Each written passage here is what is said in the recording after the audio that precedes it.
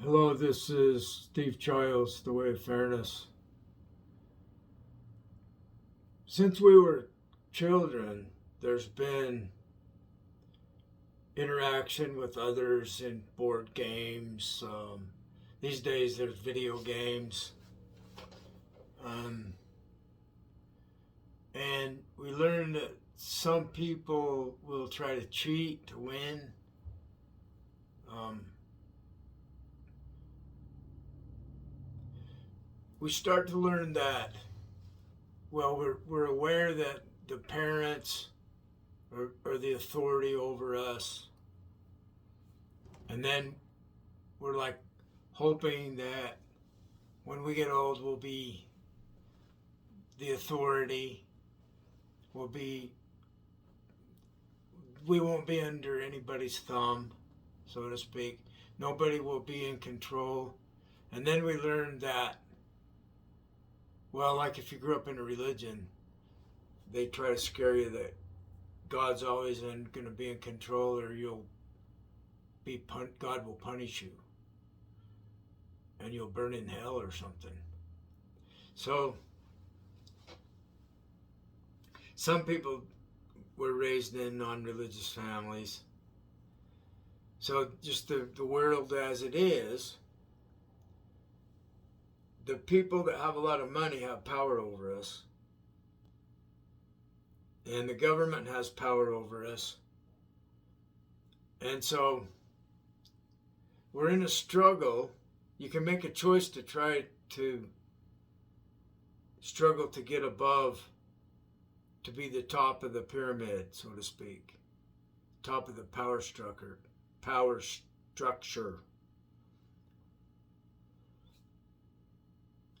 I want to tell you an interesting aside for just a minute. I'm on the map. North is up. And what way is west? To the right or to the left? Is the west right or left? California's on the west, and New York's on the right. East is to the right, right hand. West is left. And why that was hard to think that thought, I don't know. It's kind of like I had this funny thought one day several years ago. I'm a progressive Democrat, but I want fairness party to happen. So the party of fairness, from the ideas of the World Fairness Agreement. So anyway, I'm thinking left is right and right is wrong politically. It's just kind of a silly play on words. And that was hard to think. Some power was trying to stop me from thinking that thought. So remember, I was talking about trying to get above those that have control over us. So whatever that is that's trying to control my mind, I want to get free of it. I make mistakes because of it. When I was driving truck, people would tell me the wrong directions. Wrong way. Remember the signs that say wrong way? I had a dream about wrong way. And there's a guy that's telling me the wrong way, so that I go, it's harming me to make the wrong turn, because I'm not getting where I want to get. So if I was to try to gain control of all those other people that don't want me to have control of them, they would rather have control of me. I can't do it alone. So I'm an atheist, but I have a higher power. I was thinking of a song by the band Cripple Creek. And it's an interesting song. The words are really kind of cool. He's talking about some woman that up on Cripple Creek she sent me. If I spring a leak, she mends me. I don't have to speak, she defends me. A drunkard's dream, if I ever did see one. So this alcoholic has somebody to defend him. So higher power. See, I don't want to drink anymore because it brings out Mr. Hyde. I'm Dr. Jekyll and Mr. Hyde. So if I fight back against those people doing me wrong, I turn into Mr. Hyde. So I need to find this higher power to stop them for me, so I'm not fighting. I'm turning the other cheek. So I've gone full circle to being very much against turning the other cheek, and I was told to declare war. So I experienced trying to stop them from doing me wrong. And so one thing leads to another, and you keep learning, and you keep getting more help, and you find people to help, and you find things that make sense. Like I've discovered IFS and internal family systems, that all of us are multiple personality. So there's my childhood self, like when I was 3 or 4 years old. And some people want to be the parent and me be the child. So when I'm around them, this child self comes out, and I feel powerless. I feel uncomfortable. I don't like it. And so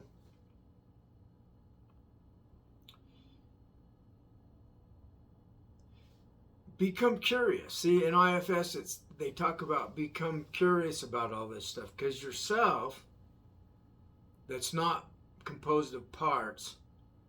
It's the whole self. It's like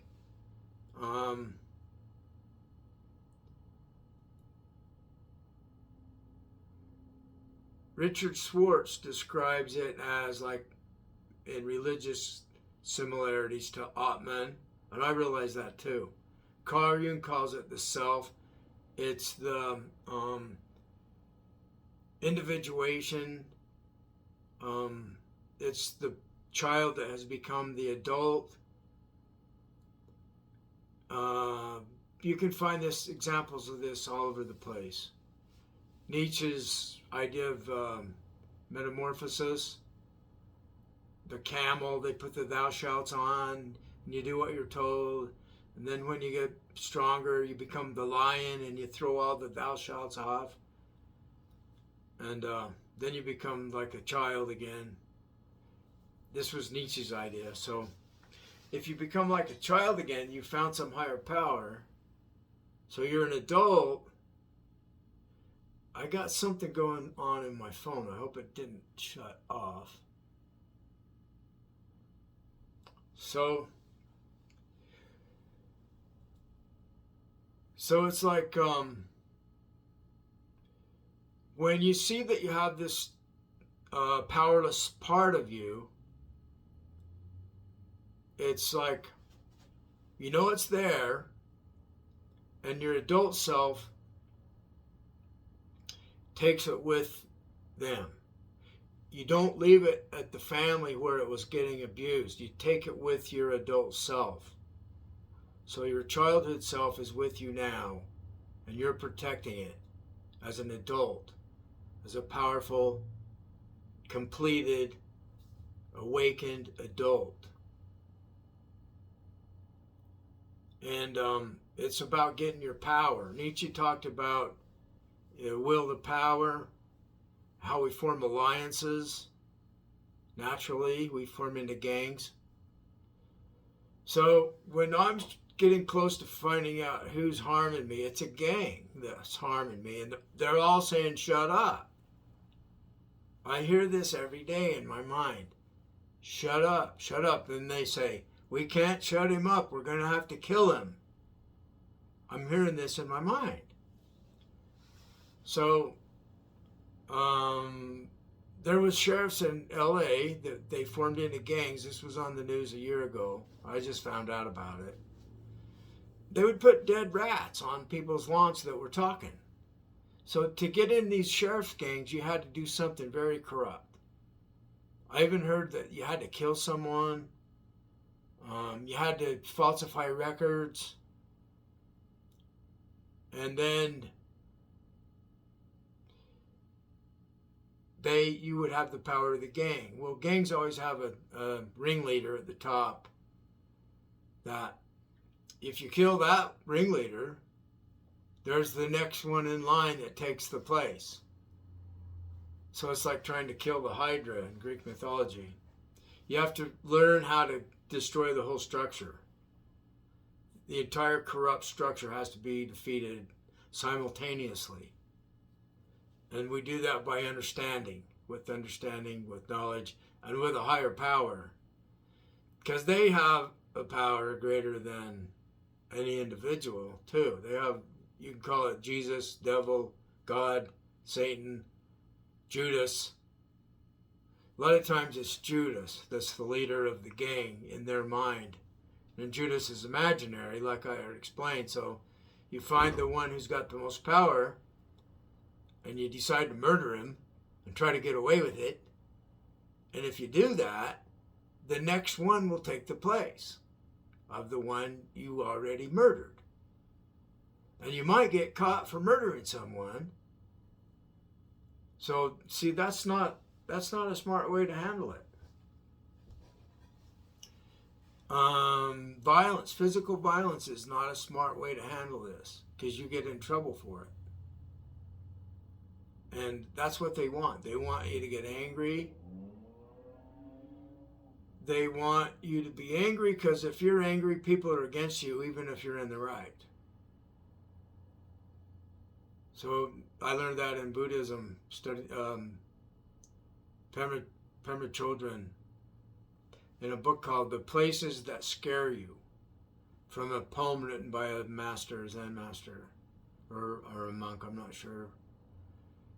But go to the places that scare you. Incredible. As a practice in awakening. There's another story about find the Buddha in the marketplace. So they're talking about find the leader of the narcissists, the chief narcissist in the marketplace. It's kind of like you praise the situation and see who's in power, and go and show him that he's not in power. Well, I'm not afraid of you. And he might kill you. So you say, go ahead and kill me. Go ahead and rape me. Go ahead and cut my throat. I'm not afraid of you. You can't stop me. And then, what is really powerful is to state, I'm your friend, I understand. There's nothing you can do to stop me from loving you. I love you. I care about you. They don't know how to handle that. Because you know how many people are capable of doing that? Well, historically, there's only a few. And they crucified Jesus for it. Because he knew. That's what he knew how to do. So I'm telling a story. I think Jesus is a story. Maybe I'm wrong. Maybe it's real. They give us vision, this higher power that's protecting me. And they know the future, so pay attention to the things you're being shown, because it shows up in the future. So you'll get distracted when the thing that they want you to notice is there, but you're distracted because you're fighting against something. So, who is it that's teaching us? Who is it that taught the people in India it became the Hindu religion? Brahma dreams us from his navel, so that implies, where's the mother? You know, we're It doesn't talk about that. But then there's like Ram and Sita. I heard a really interesting story a few days ago. Papaji was a devotee of Ramana Maharshi. And Ramana Maharshi was a devotee of Shiva. And he went to the mountain. Let's see if I can remember. Arunachala.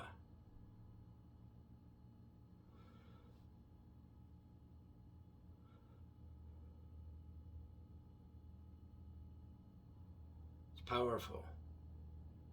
I'm very connected to that guru. So Ramana Maharshi taught his people that wanted to learn from him to find out what yourself is. Capital S. Jung never went to talk to Ramana for some reason. Carl Jung.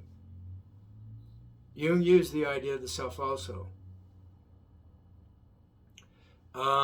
That the self is used in IFS, where we have multi-personality traits. And we get hijacked by this personality. I'm calling it Mr. Hyde in me. I get hijacked by Mr. Hyde. So he's trying to defend me from getting hurt. And it doesn't work. It backfires. I get hurt worse. So I had to find Sita. So let me tell you about Ram and Sita and Papaji. And he's chanting Krishna, doing the Maha Mantra. And he's very much devoted to doing spiritual practice and meditating daily. And one day he sees Ram and Sita. I think he saw Sita was with her. I'm not sure. Lakshman, Krishna's nowhere. And he knew that Ram and Sita are God. They showed him this vision, explaining that this is God. He could not chant Hare Krishna after that. Something in him would not let him do it.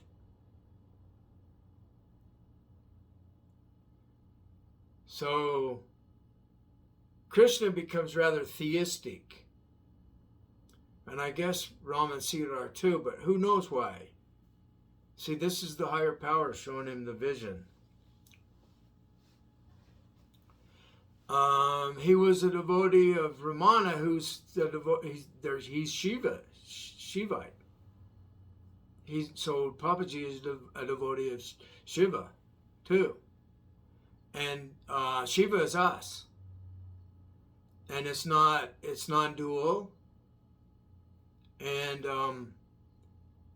it's not a form of Vishnu. It's the destroyer of evil, if you've studied any Hindu. So I can see this same thing happened to me. Once I learned about Shivaism, I was no longer interested in the Krishna consciousness. I was like, I'm going to Arunachala. So I started researching Ramana Maharshi. And where I really connected strongly was that his mother tried to stop him from going to the mountain and becoming a devotee of Shiva and going hungry and meditating so vigorously that bugs were biting him, rats were biting his toes, or I don't know if that's true or not, but it's the story. He went through some real severe, kids were throwing rocks at him while he's meditating. And so his mom says, please come home. And he's, nope. And he said something like, sometimes you just have to say no. He didn't explain anymore to his mom. So she went away broken-hearted, worried about her son, you know. So when later on he established himself as a teacher, as a guru, and he had a following. And so she went and started a devotee of him and became the cook at the temple. His mom did. And so then when she died, they can't bury her on the mountain. It's the sacred mountain of Shiva. It is Shiva. The mountain is Shiva. So, Arunachala. So, they buried her at the foot of the mountain, and that's where they built the new temple. And when I read that the temple's founded on the mother, that's where I connected with Sita, the female god. And in the West, we don't have it. They murdered the female. In the Gnostic idea, it's like they killed her. Philip K. Dick was onto this. This is a story about the death of a woman, he writes in one of his stories. I think it's in Valis, where he explains the empire never ended. The Roman Empire never ended. It became the Catholic Church.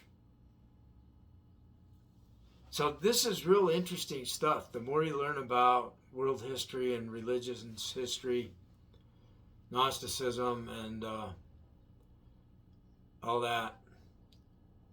One of the oldest scriptures, the Rig Veda, talks about this drop of soma, and they think it's a psychedelic. It's connected to psychedelic experience. So we're finding out that most of our religions have psychedelic visions included in them.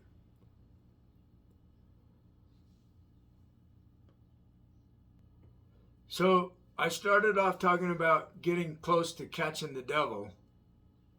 I'll describe it as being the devil. And the other day I had a vision, and first thing that happened, I see the guy there with the horns, the devil horns, and he's smiling. And then I go back into this fight mode, and somebody said, we're going to end your life. And so I just went into destroy everything mode, like Shiva doing the dance of destruction, Nataraj. I have a Nataraj Tandava on my YouTube channel, on the opening page. It's the fire, the ring of fire. And that's in the Christian religion. At the end of the world, it's the fire that destroys. So you see what I mean? They borrowed that from Hindu. And some of the old Hindu chants are about immortality. They tried to stop me from memorizing it. Like, they don't want me to remember that left is west. So when I'm looking at the map driving Uber and I put it, I'm trying to figure out which way to go initially. I won't go the wrong way because I can look at the map showing the destination, and I know if I need to go north or south, east or west. And I kept getting confused on east or west, and I had a very difficult time memorizing. The left is where west is. West is on the left. West is the passenger door when you're sitting in the vehicle. It's on your left. So why are they trying to stop us from thinking west is left? It's like that album by, I really like this album, Cliffs of Dooneen. And the name of the album was God Went East and the Dog Went West. So,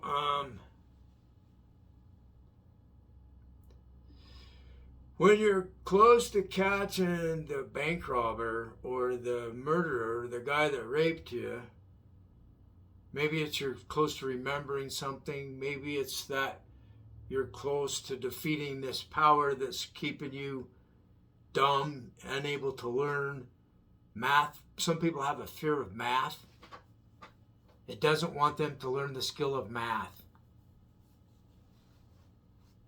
It doesn't want them to have knowledge. Knowledge is power. It wants them to be powerless and prone to making mistakes, and they don't want anyone to respect you. So when you're close to stopping this, it fights vigorously. And videos disappear, documents disappear. I made one about a podcast on Tucker Carlson, and he's explaining how when the truth, it's about what the truth is, and like the women that are trying to stop people from raping them, and they say somebody raped me, and they discredit her, and they make a fool of her. And Tucker Carlson said, if the people that are lying become hysterical, they become angry and hysterical. See what I'm saying? So they say that we're lying, and they say that their lie is the truth.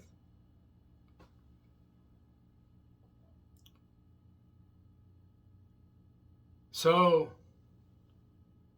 let them kill me, rape me. Let them. See what happens next. Will something stop them? I was given a dream somebody's doing me wrong, doing evil to me. They told me the higher power intervened and told me, you can break his back. Break his back if you want. Okay, I'm breaking his back. I'm going to stop him from doing evil to me. And I woke up. So I think it was a Latino person living in the house that I grew up in, and now they have the house. So they're like, Trump's people are afraid they're going to take over the country. Well, we stole the western states from Mexico in the Mexican War. Utah was part of Mexico. And so that's where I'm at now. And where'd we get Utah? From the native people, the Ute Indians, and the Goshute, and the Navajo, and the Paiute. And those tribes of Indians were fighting each other. So humans have always had this problem of trying to dominate other people, to feel superior, and to get away with stuff so you can do what you want. It's like Venom, the cartoon, the comic. I had a dream that they made me into Venom years ago, and it was primeval. And I'm like, oh, I guess I'm working with these higher powers, and they did it. And I went into a vision where I was like the body of Venom, spikes and everything. And it's like, we can do what we want. We're Venom. But I didn't become evil. That was the test. Would I become evil from having that much power? No, I didn't become evil. I stayed fair. Don't do other people wrong. So these people that are fighting against Venom, let them. I feel bad for them because they're hurting themselves. They're not hurting me. Thank you for listening.